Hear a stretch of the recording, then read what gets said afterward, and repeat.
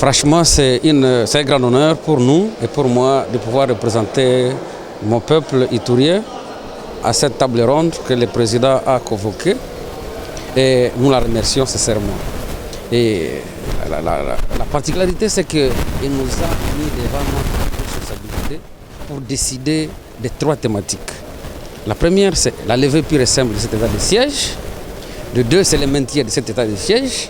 Et la 3e thématique, et qui est la 3e option, c'est la requalification de cet état de siège. Les travaux ont été conduits à commission et j'ai fait partie de la 2e commission qui est de requalifier l'état de siège.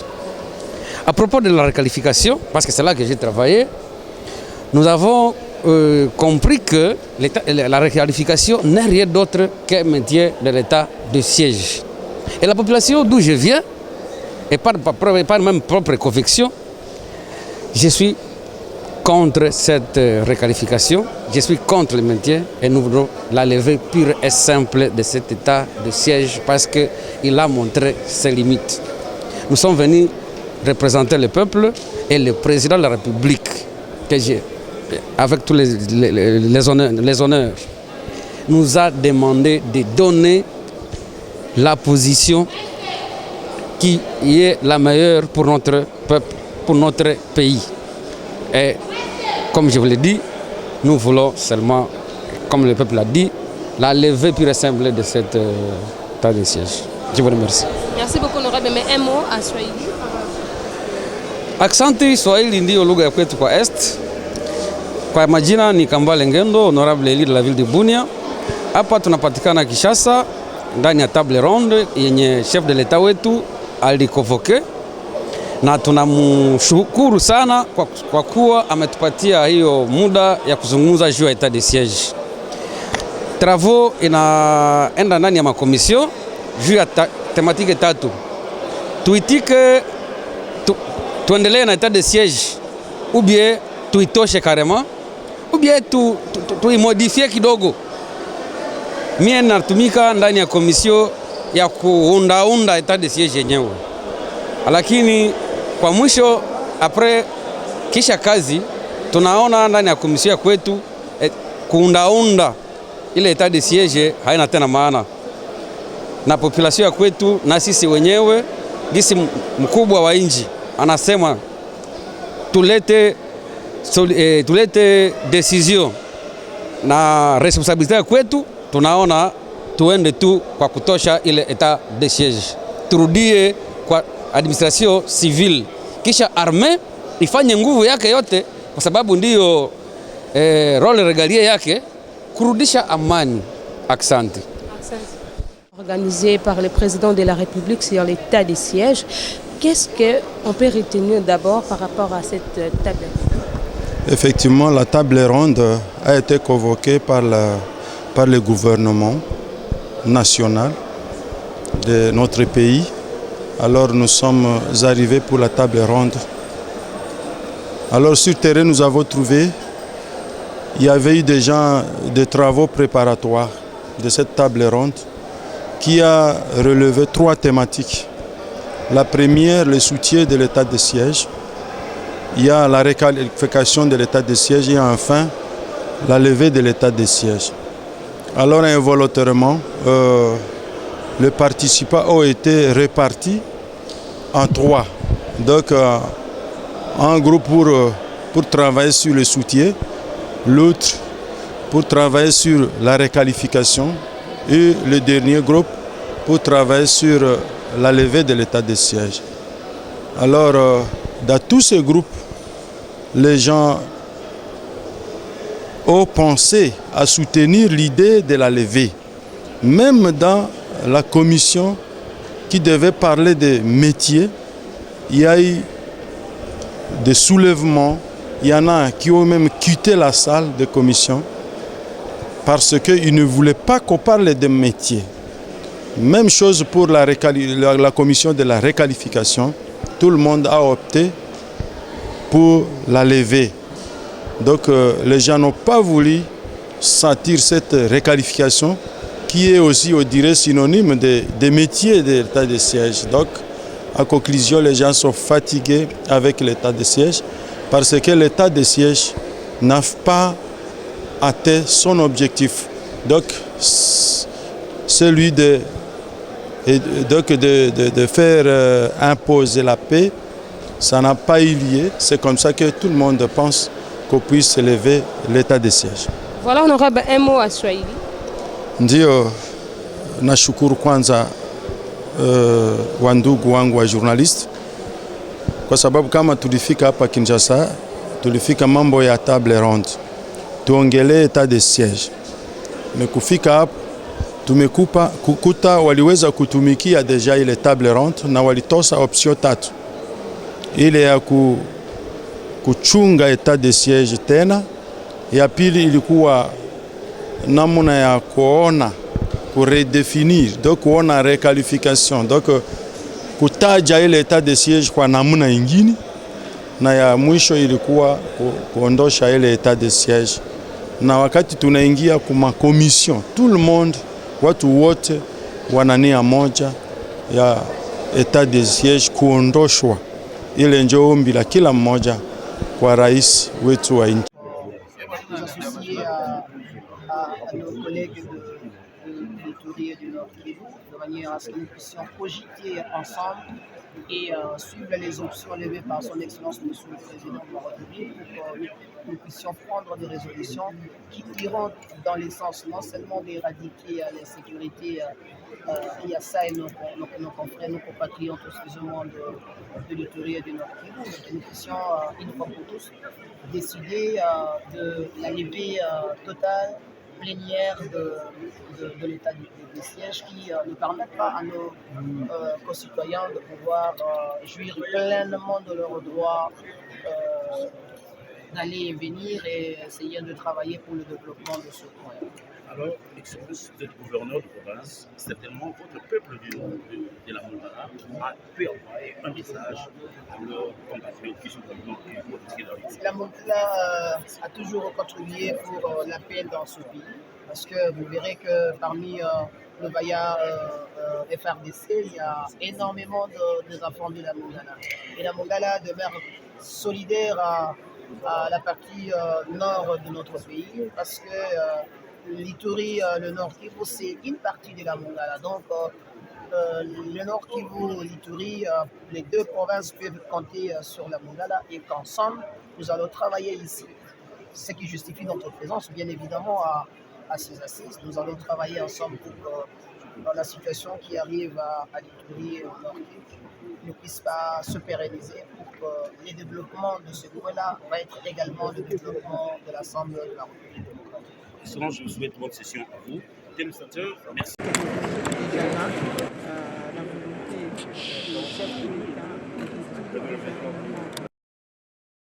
bien expliqué, nous penserons qu'il faut que nous puissions terminer les commissions pour donner maintenant la dernière version. Je crois que c'est juste avec ce que nous avons entendu dans le discours du chef qui vient d'ouvrir cette table ronde.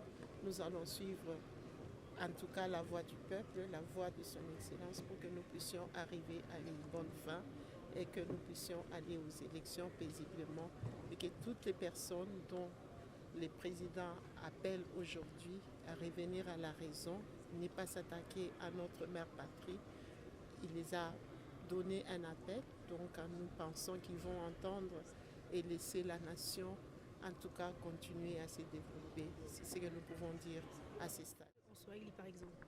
Asante sana Chebote, tunasikia leo tu ni kufungula kwa hii table ronde ya leo.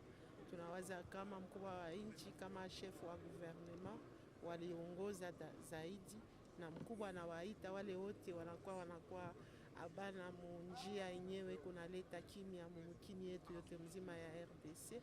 Anawaita tena warudie, waache kusumbua raia, na mimi nawaza ile ni mwito mkubwa sana, na tutafuata binye mkubwa anatuonesha leo na kufuata bile raia yeye mwenyewe alisema alituma batu kuanzia deja mwaka lipita. Tutafuata na kazi tutafanya mu makomision itatupatia njia mzuri juu ya kwenda maelection na mkini yote mzima. Asante. Dans une autre voie que celle-là, parce que c'est la population dans son unanimité au Nord Kivu en Ituri qui dit on ne veut plus l'état de siège, un point un trait. Mais c'est quoi l'argument quand vous dites qu'il y aura la population ne veut pas de ça? Vous êtes en contact avec la population qui vous dit certainement que les militaires sont là pour faire la guerre et pas pour lever l'impôt et pas pour s'occuper des problèmes fonciers, judiciaires, etc. Donc voilà, nous on voudrait que les militaires ils fassent la guerre et seulement la guerre. Le reste là, c'est pour les civils. Donc on revient à la case de départ, c'est le gouverneur civil normalement. Bien sûr, c'est ça qui est constitutionnel. Nous avons mis la constitution entre parenthèses, maintenant il est temps d'y revenir. Il est temps d'y revenir. Les militaires ils sont occupés plus de l'administration. Il y a eu des chevauchements entre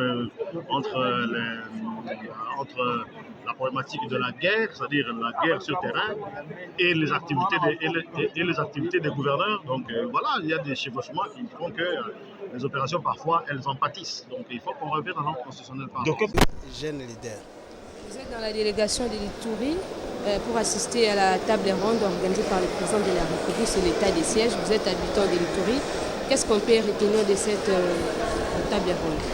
Oui, ce que nous devons retenir est que le chef de l'État, dans toujours sa mission de la recherche de la paix, veut à ce que nous-mêmes qui vivons la situation sécuritaire de nos deux provinces, entre autres l'Ituri et Nord Kivu, puissions décider et donner des orientations sur l'option qui peut prendre le gouvernement dans le but d'éradiquer tous les groupes armés qui sont encore actifs dans nos provinces. La question que nous sommes en train de débattre, c'est dans le but de trouver la paix. Donc nous sommes en train de rechercher la paix. Et avec cette optique, l'on veut que ça soit maintenant une décision commune, inclusive, qui ne sera pas seulement la politique qui a décidé, que ce soit toutes les couches confondues qui ont décidé. Et maintenant, ce qui s'est fait est que de grandes orientations soient articulées par rapport aux réalisations de l'état de siège et ce qui a été fait et ce qui n'avait pas été fait et comment maintenant nous pouvons orienter et quelle décision qui peut être prise par après. Est-ce qu'il faudrait requalifier Et la population de l'Ituri peut espérer à cette table ronde? Oui, l'on peut espérer parce que nous avons 3 commissions. La première commission est en train de parler sur le maintien de l'état de siège. Autre commission parle sur la levée de l'état de siège. Il y a autre commission qui parle sur la requalification de l'état de siège. Parmi ces 3 options, ces 3 commissions, il y a une commission nécessairement qui va passer et ça sera à l'avantage de l'Ituri. S'il arrivait que l'on prend l'option de la requalification de l'état de siège, je pense qu'il y a des préalables que nous devons soulever pour que les défis que nous avions constatés pendant l'état de siège puissent être rectifiés par cette modalité. Comme il a été constaté par exemple qu'il y avait un problème de la loi portant réglementation de l'état de siège, je pense là les responsabilités semblent être partagées et du côté députation nationale et du côté gouvernement parce que le gouvernement allait proposer une loi ou soit un député proposé et enfin maintenant de voter cette loi pour que l'état de siège soit recadré par cette loi. Et comme il n'y en avait pas eu, et donc ça montre que d'un côté nous devons savoir est-ce qu'il y avait des erreurs du côté autorité, du côté député et de part maintenant des responsabilités parce que le contexte sécuritaire se diffère des 2 provinces. En Ituri, ce sont des groupes armés locaux qui sont en train de se mettre terreur sur base de certaines revendications purement communautaires et au Nord Kivu, c'est une pression qui vient de l'extérieur, qui cherche à envahir notre territoire. Et avec ça, la réflexion ne nous laissera pas réfléchir. Nous n'allons pas réfléchir de la même manière ou donner les mêmes orientations au regard des contextes que nous sommes en train de vivre. Merci beaucoup. C'est à moi de vous remercier. C'est la vérité telle qu'elle est. Les militaires, pendant tout ce temps, ils étaient présents sur le terrain et ils menaient même des opérations militaires. Alors, lorsqu'on a décrété l'état de siège et coupé court avec les institutions légalement établies, c'est comme si ce sont les institutions qui bloquaient les opérations militaires, alors que les opérations militaires étaient sur le terrain. Alors, si on requalifie en l'état de siège, on risque de tomber sur la même situation et la même situation va nous poursuivre. Mais parce que lorsqu'on a chargé à la fois le militaire et l'administration et les opérations, c'était un travail de trop. Il faudrait laisser les militaires se concentrer sur la ligne de front. C'est ce qui arrange le peuple congolais, c'est ce qui arrange les provinces. Et c'est ça la voix du peuple. Aller outre que la levée de l'état de siège, c'est cracher sur le peuple, c'est cracher sur les victimes des massacres des populations civiles du territoire du territoire congolais, et plus particulièrement dans la région orientale de notre pays. Merci beaucoup. C'est moi qui vous remercie. Je m'appelle Honorable Eze Kanendu, député provincial du Nord Kivu, élu du territoire de Lubero. État de siège, vous en savez un peu plus sur ses avantages, ses opportunités. Aujourd'hui, table ronde, il va falloir discuter, faire des propositions sur soit lever, continuer ou réqualifier. Vous êtes venu d'ici avec quel agenda en poche, quelles propositions concrètes à faire lors des discussions? Merci beaucoup. Je crois que le chef de l'État a été très clair. Nous sommes venus, les évaluations étaient déjà faites. Mais ici, il est question des évaluations solennelles, c'est-à-dire des évaluations antérieures. Les résultats n'ont pas été concluants. Mais il faut qu'on lève l'état de siège, mais la levée doit se faire d'une manière concertée parce que nous sommes des républicains. Il s'agit aussi de la République. C'est une question de la sécurité. C'est comme ça qu'il faut que toutes les parties prenantes se mettent d'accord sur cette question-là. Mais à ce qui concerne les données, comme nous avons dit, l'évaluation a eu lieu. Les rapports sont éloquents. L'état de siège n'a pas pu produire les résultats escomptés. Et c'est comme ça que nous allons nous mettre pour les travaux en commission, selon la méthodologie qui nous sera donnée. Nous allons nous prononcer en âme et conscience et aussi avec toute responsabilité parce qu'il s'agit des questions de sécurité de la République. Votre nom, honorable? Nous, c'est Ézéchiel Batibouki, élu du territoire de Aru, province Ituri. Alors, honorable... Le chef de l'État qui a pris l'initiative, n'est-ce pas, de consulter le président et le Premier ministre pour déclarer ou proclamer l'état de siège sur une partie du territoire. Cet état de siège a été reconduit plusieurs reprises, on parle de 45 fois. Maintenant, le chef de l'État consulte les forces vives pour lui dire qu'est-ce qu'il pense de la mise en œuvre de cette mesure et comment nous pouvons atterrir. Donc, il ne faut pas se concentrer sur la couverture juridique. L'état de siège est une modalité constitutionnelle de riposte face à un vrai problème, c'est-à-dire le problème de sécurité, le problème de paix.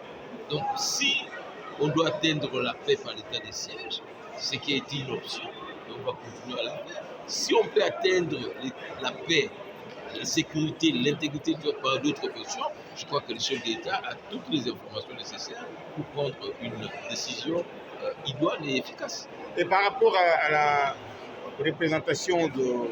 Je suis membre du collectif de victimes de l'agression rwandaise.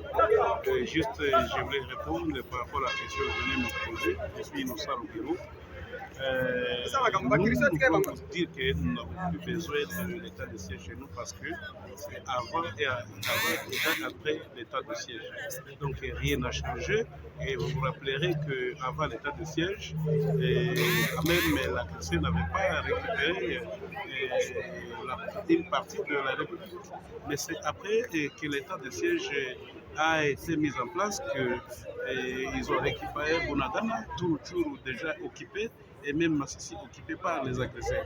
Voilà, et l'état de siège n'a plus raison d'être là.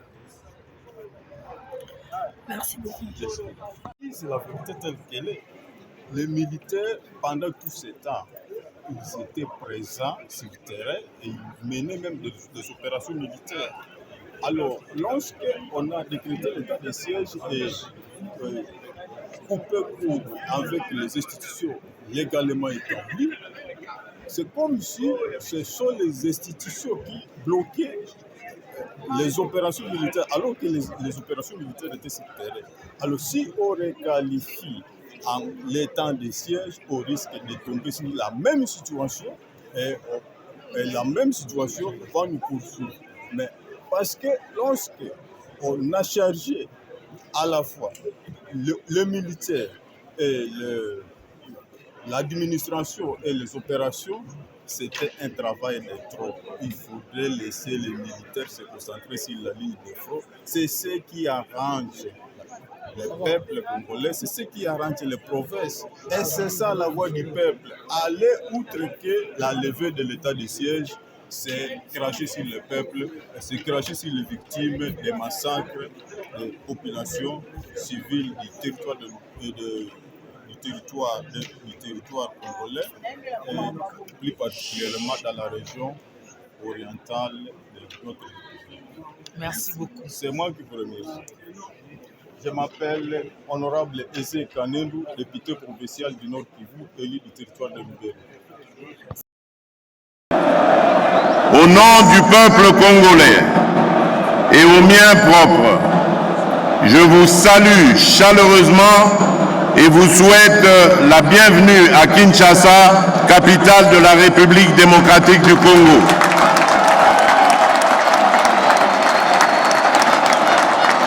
Aujourd'hui, le peuple congolais et moi-même sommes fiers et heureux d'accueillir les francophones venus des 4 coins du monde pour célébrer l'amitié, la solidarité et la complémentarité entre les peuples dans la diversité culturelle.